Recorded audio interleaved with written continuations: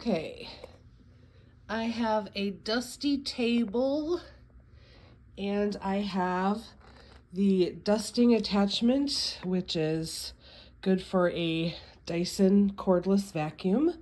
It does fit my Dyson.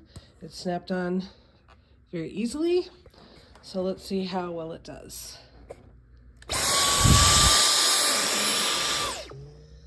Can't see it, but it did clear a nice path through the dust.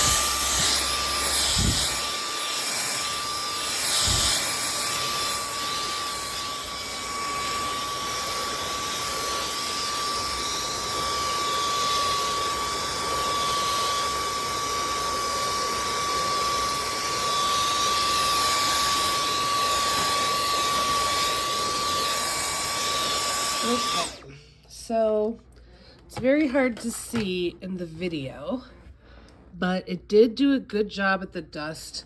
A lot of these things are kind of stuck on, so I have to actually clean it a little better with a rag, but it did. And these are scratches, so those won't come off anyway.